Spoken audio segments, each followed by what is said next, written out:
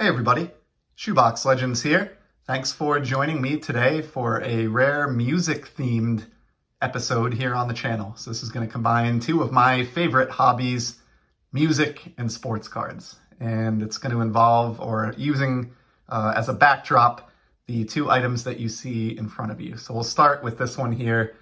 This is a Keith Shore card. The artist is Keith Shore.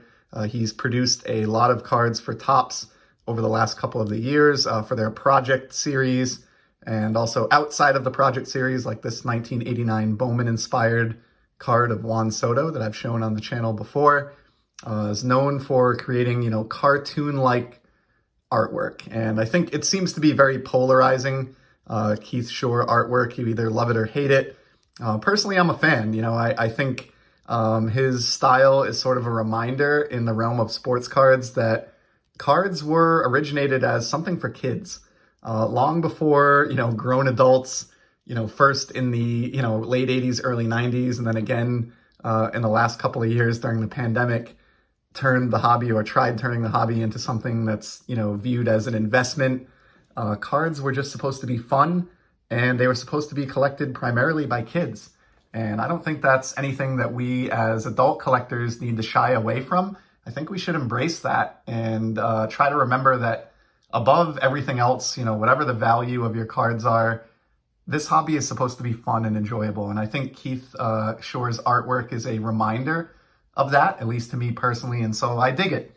And so I wanted to show that Juan Soto to help set the backdrop, because I am going to be showing a different Keith Shore Juan Soto card today. And that's where the item on the left comes into play. So many of you who are fans of rock music or who grew up in the 90s or just know about pop culture in general are probably very familiar with the album that you see there. That is the debut album from the band Weezer. This came out in 1994, right in the middle of the 90s, and was wildly successful. They had great riffs, really good instrumentals, but they were sort of quirky and fun in the same way that Keith Shore is, quite honestly. So I think it's a very fitting tie-in and into today's card. And for me personally, this was a big album. I first, obviously when we all grow up, we are sort of into the music that our parents play by default when we're young kids, because we don't really have any choice in the matter. But in the mid-90s, that's right around when I started to develop my own taste in music. And this album by Weezer, known as the Blue Album, it's just self-titled Weezer, but it's known as the Blue Album. And that was a very instrumental CD for me in my sort of coming of age in the 90s. I loved it, still listen to it to this day. As I said, kind of quirky lyrics, but some really good riffs and some good guitar playing, and just loved the catchy songs on this album. I think it really holds up even to this day. And so this is actually my original CD that I've had since boyhood of the Blue Album. Doesn't really get any play anymore. I don't even know if I have anything left in the house that would play CDs, quite honestly. But I love this one enough that I actually have it on vinyl as well. You can see the track listing there on the left. But some of the big singles to come off this were Buddy Holly, Undone, the Sweater Song, which was probably the biggest single of the 3 or 4 that came off of this album. And then, of course, the song Say It Ain't So, track number 7, which had a really, really good guitar riff. I play guitar as a hobby. As I said, I enjoy music and not just collecting CDs and records, but all aspects of music, playing instruments, attending concerts and things like that. And always enjoy playing Say It Ain't So on guitar. It's a very fun song to play. And so wanted to get this album out, dust it off, and use it in today's video. We got some background glare. Hello there, YouTube. But a very meaningful album to me that holds a lot of great memories. And the reason it's appropriate for today's video is Keith Shore created a Project 70 card that is based on that album. So without further ado, here it is. I don't buy a lot of Project 70, but I could not resist this one. Say It Ain't Soto. And I know that's, kind of corny and cheesy. Totally get it. Completely understand that this is a card that has probably a very small audience of people who would find it to be funny or unique. You really probably had to be a fan of, Weezer in the 90s to appreciate this one.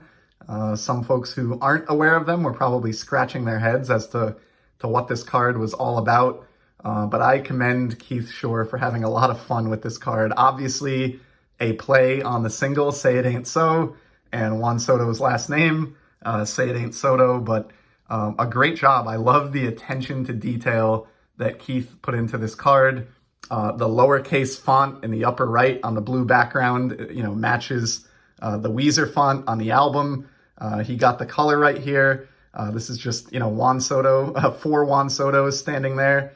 And what I thought was really kind of cool, he took the time to actually recreate the outfits of the band members from that original album on the different Juan Sotos that are pictured here. So, from left to right, it definitely follows through, and you have the same clothing on these Juan Sotos that you had on the members of the band Weezer on the cover of that iconic Blue album. So a really good job by Keith Shore. Again, as I said, I can totally understand that it wouldn't be for everybody necessarily, but this one really just hit home for me, made me snicker, and does a great job of tying together 2 of my passions and loves in music and sports card collecting. So A+, I would give Mr. Shore for this effort. Was happy to pick this one up, was able to score this for $6 and change on eBay. So, I didn't exactly break the bank on this. To my previous point, this is not a card that I bought as an investment. I just bought this because it's fun. And I think sometimes, some of us maybe get a little bit lost in the value of our cards and the investment side of the hobby. And to me, this was, a good reminder of what the hobby should all be about, at the end of the day. So great job, Keith Shore. Really love this one. It's definitely one of the more unique and quirky additions to my Juan Soto collection that I've been building up over the past few years, and will always get a laugh out of me every time I look at it. So that's all I had today.